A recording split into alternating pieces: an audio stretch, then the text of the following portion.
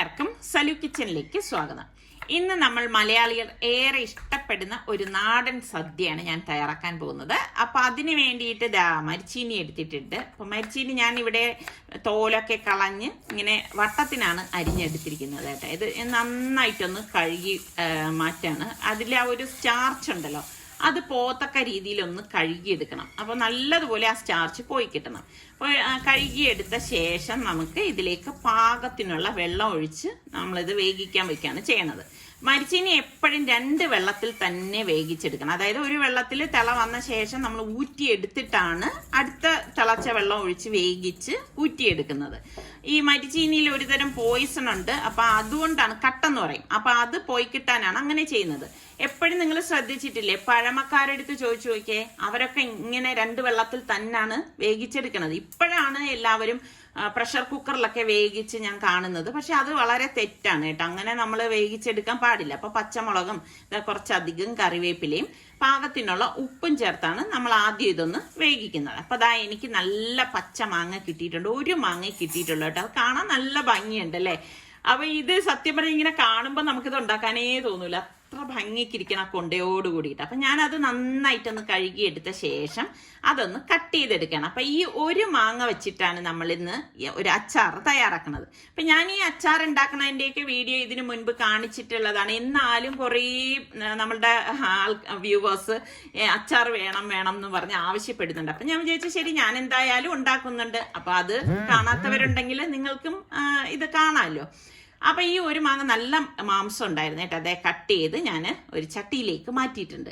അപ്പൊ ഇനി ഇതിലേക്ക് നമുക്ക് കുറച്ച് ഇഞ്ചിയും വേണം, വെളുത്തുള്ളിയും വേണം.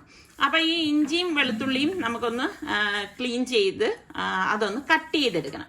വെളുത്തുള്ളി എടുക്കുമ്പോൾ എപ്പോഴും, ഇതിപ്പം എൻ്റെ കയ്യിലിരിക്കുന്നത് ചൈനീസ് വെളുത്തുള്ളിയാണ്. നമ്മളുടെ നാടൻ വെളുത്തുള്ളിയില്ലേ, കുഞ്ഞു വെളുത്തുള്ളി, അതുണ്ടെങ്കിൽ അതാണ് ഏറ്റവും നല്ലത്. ഇപ്പൊ എൻ്റെ കയ്യിൽ ഇതേ ഉള്ളൂ. അപ്പൊ നമ്മളുള്ളത് കൊണ്ട് എന്താണ്, അതിനെ ഒന്ന് ഭംഗിയാക്കാൻ നോക്കുക, അത്രേ ഉള്ളൂ.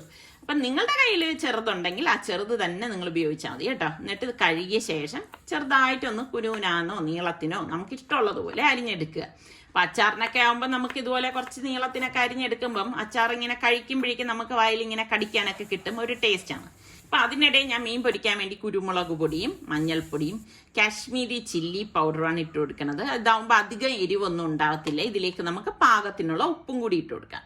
അപ്പൊ ചിലരിയിലേക്ക് ഇഞ്ചി വെളുത്തുള്ളി ചതച്ചത് ചേർക്കും. ഇന്നിപ്പോ ഞാൻ അതൊന്നും ചേർക്കണില്ല. എന്നിട്ട് കുറച്ച് വെള്ളം ഒഴിച്ചിട്ട് നമുക്ക് ഈ മസാലക്കൂട്ട് ഒന്ന് കുഴച്ചെടുക്കണം. അപ്പൊ എളുപ്പത്തില് നമുക്ക് നല്ല ഒരു മീൻ പൊരിച്ചത് തയ്യാറാക്കാൻ വേണ്ടിയിട്ടാണ് ഞാൻ എടുത്തിരിക്കുന്നത്. നമുക്ക് ചൂര മീനാണ് കിട്ടിയത് കേട്ടോ. അപ്പൊ അത് ഞാനിങ്ങനെ റൗണ്ട് ചെയ്താണ് സ്ലൈസ് ചെയ്തെടുത്തത്. അപ്പൊ അത് ഇങ്ങനെ നെയ്മീൻ കഴിക്കുന്ന മാതിരി കഴിക്കാൻ വേണ്ടിയിട്ട്. എന്നിട്ട് ഇതുപോലെ ഒന്ന് മിക്സ് ചെയ്തെടുക്കുകയാണ്. മസാല എല്ലാം ഇതിൽ വരത്തക്ക രീതിയിൽ നമ്മൾ ഒന്ന് മിക്സ് ചെയ്തെടുക്കണം. ഒരു 1/4 മണിക്കൂർ മുമ്പ് തന്നെ മസാല പുരട്ടി വെച്ചിരുന്നാൽ വളരെ നല്ലതാണ് കേട്ടോ. മരിച്ചീനിയിൽ ഇതേ ഒരു തിള വന്നപ്പോഴേക്ക് ഞാൻ ഇതൊന്ന് ഇളക്കി കൊടുക്കാണ്. അപ്പൊ ഇതൊന്ന് ഇളക്കി കൊടുത്ത ശേഷം ഇനി നമ്മളിത് ഊറ്റിയെടുക്കും. ഊറ്റിയെടുത്തിട്ടാണ് രണ്ടാമത് തിളച്ച വെള്ളം ഒഴിച്ച് നമ്മളിത് വേവിച്ചെടുക്കുന്നത്. അതായത് ഇപ്പൊ ഞാനിവിടെ ഊറ്റിയെടുത്തിട്ടുണ്ട്. വീണ്ടും ഞാൻ മൺചട്ടിയിലേക്ക് ഇട്ട ശേഷം ഇതിലേക്ക് പാകത്തിനുള്ള തിളച്ച വെള്ളമാണ് ഒഴിച്ചു കൊടുക്കുന്നത്. എന്നിട്ട് ഇതുപോലെ ഒന്ന് ഇളക്കിയെടുക്കാം. ഇനിയാണ് ഞാൻ ഇതിലേക്ക് മഞ്ഞൾപ്പൊടിയൊക്കെ ഇട്ട് കൊടുക്കുന്നത് കേട്ടോ. 1/2 ടീസ്പൂൺ മഞ്ഞൾപ്പൊടിയും 2 വെളുത്തുള്ളി ഒന്ന് ചതച്ചതാണേ, അതും പിന്നെ ഒരു നുള്ള് ചെറിയ ജീരകം കൂടി ഒന്ന് ചതച്ച് ഇതിലേക്ക് ഇട്ടിട്ടുണ്ട്. അപ്പൊ ഇതൊന്ന് ഇളക്കിയെടുക്കണം. അപ്പൊ ഇത് പെട്ടെന്ന് വേകുന്ന ചീനി ആയതുകൊണ്ട് തന്നെ വീണ്ടും ഒരു തിള വന്നപ്പോ തന്നെ വെന്തിട്ടുണ്ട്. അപ്പൊ ഞാൻ ഇതൊന്ന് ഊറ്റിയെടുക്കാണ്. അപ്പൊ ഇനി നമുക്ക് ഈ ചീനിയിലേക്കുള്ള അരപ്പ് തയ്യാറാക്കാം. അപ്പൊ അതിന് വേണ്ടിയിട്ട് ഞാൻ ഇവിടെ തേങ്ങയും 1 കപ്പ് തേങ്ങ, 2 പച്ചമുളക്, ഒരു ചെറിയ വെളുത്തുള്ളി അല്ലി, കുറച്ച് കറിവേപ്പില, പിന്നെ ഞാൻ ഒരു നുള്ള് ചെറിയ ജീരകം, പാകത്തിനുള്ള ഉപ്പ് ചേർത്ത് ഇതൊന്ന് കറക്കിയെടുക്കണം. അപ്പൊ ചിലർക്ക് ചീനി വേവിച്ച് പുഴുങ്ങി കഴിക്കാനായിരിക്കും ഇഷ്ടം, ചിലർക്ക് ഉടച്ച് കഴിക്കാനായിരിക്കും ഇഷ്ടം. നിങ്ങളൊക്കെ ഏതാണ് ഇഷ്ടപ്പെടുന്നത്? അപ്പൊ ഈ അരച്ച അരപ്പ് ഞാൻ ചീനിയിലേക്ക് ഇട്ടിട്ട് നന്നായിട്ടൊന്ന് മിക്സ് ചെയ്തെടുക്കുകയാണ് കേട്ടോ. അതുപോലെ അരപ്പിൽ തന്നെ വ്യത്യസ്തമായിട്ടുള്ള അരപ്പ് തയ്യാറാക്കുന്നവരുണ്ടാവും. അങ്ങനെ ഉണ്ടെങ്കിൽ ഒന്ന് കമന്റ് ചെയ്താൽ മതി കേട്ടോ. അപ്പൊ ഇതൊന്ന് ഇളക്കിയെടുത്ത ശേഷം ഞാനൊന്ന് മാറ്റി വെക്കാണ്. അപ്പൊ നമുക്ക് മീൻകറി ഉണ്ടാക്കാൻ വേണ്ടിയിട്ട് ഞാൻ മറ്റൊരു മൺചട്ടിയിലേക്ക് ഏകദേശം 1 കപ്പോളം തേങ്ങ എടുത്തിട്ടുണ്ട്. ഇതോടൊപ്പം തന്നെ ഒരു 3-4 ചുവന്നുള്ളി വട്ടത്തിൽ അരിഞ്ഞതും കൂടി ഇട്ട് കൊടുക്കാണ്. പിന്നെ നമുക്ക് ഏകദേശം 1 ടേബിൾ സ്പൂണോളം മുഴുവനെയുള്ള കുരുമുളക് വേണം. അപ്പൊ ഞാൻ ചൂര മീൻ കറിയാണ് ഉണ്ടാക്കണത്. തേങ്ങ വറുത്തരച്ച ചൂര മീൻ കറി. അപ്പൊ അതിനെപ്പോഴും നല്ലത് ഇതുപോലെ കുരുമുളകൊക്കെ ചേർത്ത് തയ്യാറാക്കുമ്പോഴാണ് അതിനൊരു ടേസ്റ്റ് കിട്ടുന്നത്. ഞാൻ മറ്റൊരു മൺചട്ടി അടുപ്പത്തേക്ക് വെച്ചിട്ട് നമുക്ക് നല്ലെണ്ണ വേണം ഒഴിച്ചു കൊടുക്കാനുള്ളത്. നല്ലെണ്ണ ചൂടാകുമ്പോഴേക്ക് കടുകിട്ട് പൊട്ടിച്ചു കൊടുക്കാം.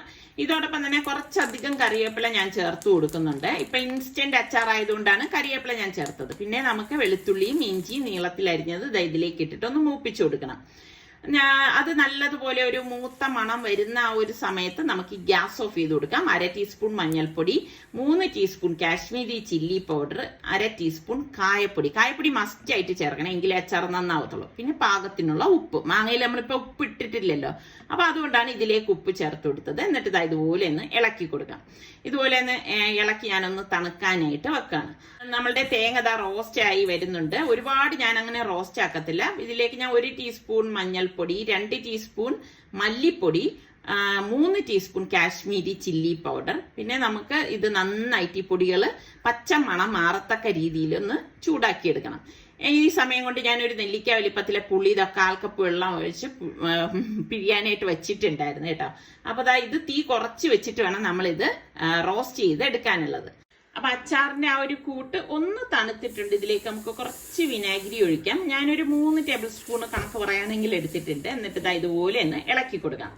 ഇനി നമുക്ക് ഈ കട്ട് ചെയ്ത് വെച്ചിരിക്കുന്ന മാങ്ങ ഉണ്ടല്ലോ, അത് ഇതിലേക്ക് ഇട്ടിട്ട് നല്ലതുപോലെ മിക്സ് ചെയ്ത് കൊടുക്കാം. ഇപ്പൊ നിങ്ങൾക്ക് വിനാഗിരി ചേർക്കണ്ട എന്നുണ്ടെങ്കിൽ നല്ല തിളച്ച വെള്ളം ഒന്ന് ആറിയ ശേഷം ഒഴിച്ചിട്ട് മിക്സ് ചെയ്തെടുത്താലും മതിയാവും. അതൊക്കെ നിങ്ങളുടെ ഇഷ്ടത്തിനനുസരിച്ച് ചെയ്യാം. അപ്പൊ നമ്മളുടെ ഇൻസ്റ്റന്റ് മാങ്ങ അച്ചാർ ഇവിടെ റെഡി ആയിട്ടുണ്ട്. അടിപൊളി ടേസ്റ്റ് ആണ് കേട്ടോ. കണ്ടിട്ട് വായിൽ വെള്ളം വരുന്ന എത്ര പേരുണ്ട്. അപ്പൊ നമ്മളുടെ തേങ്ങയുടെ കൂട്ട് ഇവിടെ തണുത്തിട്ടുണ്ട്. അപ്പൊ മിക്സിയുടെ ജാറിലേക്ക് നമുക്ക് ഈ തണുത്തിരിക്കുന്ന തേങ്ങയുടെ കൂട്ടിട്ട് അരച്ചെടുക്കണം. അരച്ചെടുക്കുമ്പോ എപ്പോഴും മഷി പോലെ അരച്ചെടുക്കരുത് കേട്ടോ. മീൻകറിക്ക് നമ്മൾ ഈ അമ്മിക്കല്ലിലൊക്കെ അരച്ചെടുക്കുന്ന ആ ഒരു പരുവല്ലേ, ആ ഒരു രീതിക്കാണ് അരച്ചെടുക്കാനുള്ളത്. ഇതുപോലെ ഒന്ന് കറക്കിയ ശേഷം നമുക്ക് ഇതിലേക്ക് പാകത്തിന് ഉള്ള വെള്ളം ഒഴിച്ചിട്ട് വീണ്ടും ഇതൊന്ന് കറക്കിയെടുക്കുകയാണ് ചെയ്യുന്നത്. അപ്പൊ ഞാൻ കാണിച്ചു തരാം. ഞാൻ ഈ ഒരു പരുവത്തിലാണ് മീൻകറിക്ക് വേണ്ടി അരയ്ക്കുന്നത്. അപ്പൊ മൺചട്ടിയിലേക്ക് നമുക്ക് ഈ അരച്ച അരപ്പ് ഇതുപോലെ ഇട്ട് കൊടുക്കാം. ഇനി നമുക്ക് ഇതിലേക്ക് പാകത്തിനുള്ള വെള്ളം ഒഴിച്ചിട്ട് ഈ അരപ്പൊന്ന് മിക്സ് ചെയ്ത് കൊടുക്കണം കേട്ടോ. അപ്പൊ ചൂര മീനൊക്കെ എപ്പോഴും വറുത്തരച്ച് കറി വെക്കുന്നതാണ് ഇഷ്ടം. നിങ്ങൾക്ക് അതുപോലെ ഈ വറുത്തരച്ച് കറി വെച്ചാൽ ഇഷ്ടമുള്ള എത്ര പേരുണ്ട്? അല്ലെങ്കിൽ നിങ്ങൾക്ക് ചൂര മീൻ കിട്ടിയാൽ ഏത് തരം കറി വെക്കുന്നതാണ് ഇഷ്ടം?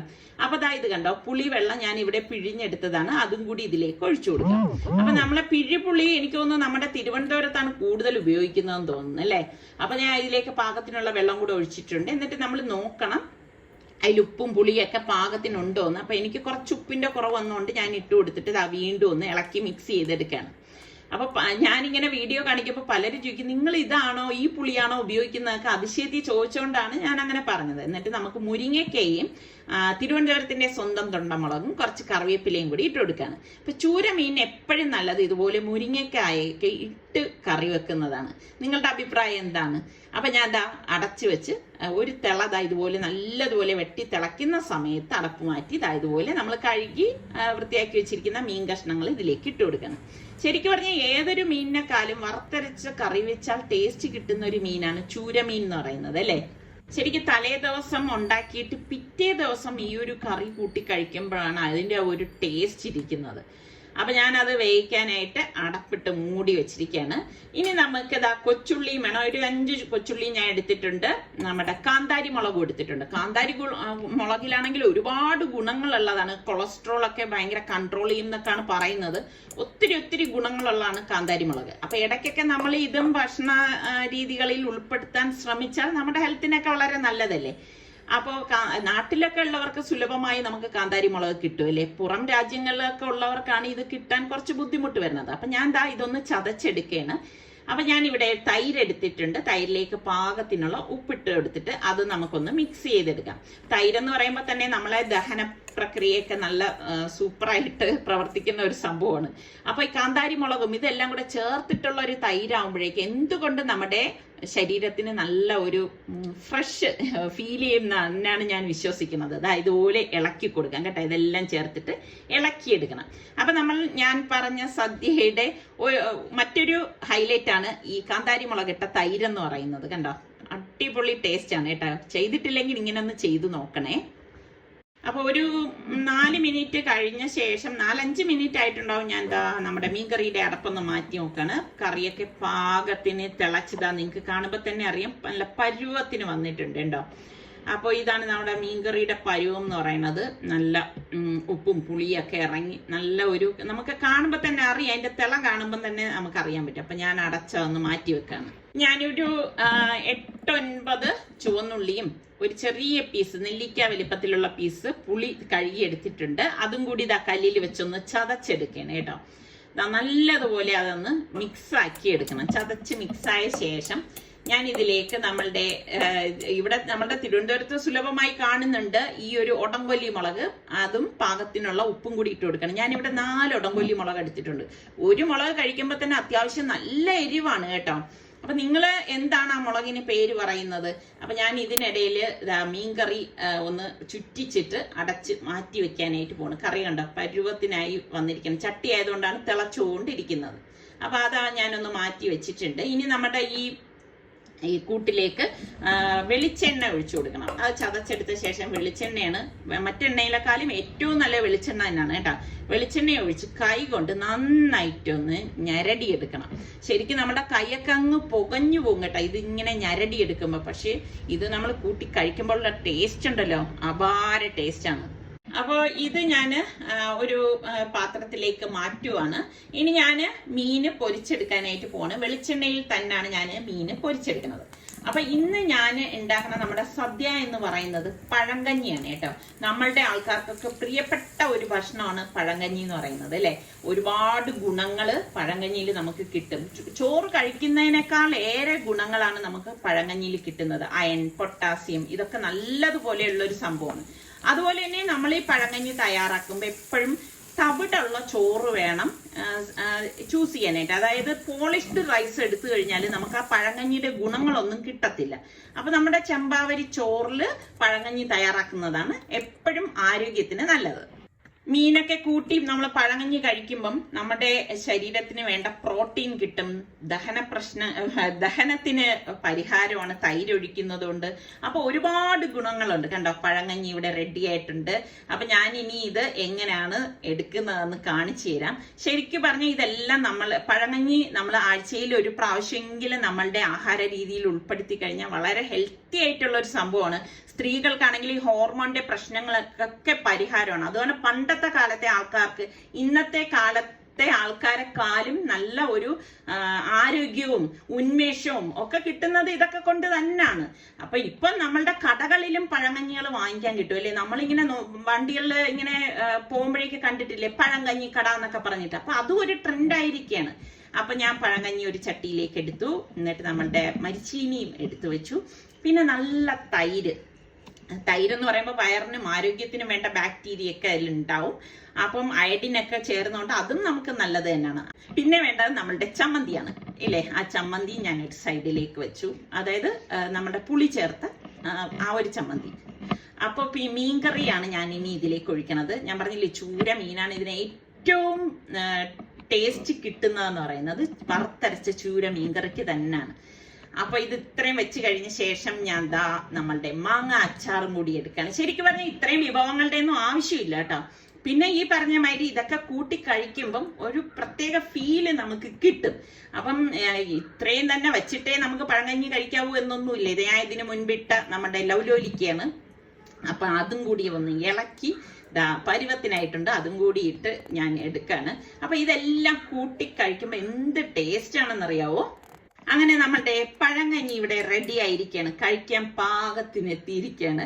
ഇനി എല്ലാം കൂട്ടി ഞരടി കുഴച്ചെടുക്കണം.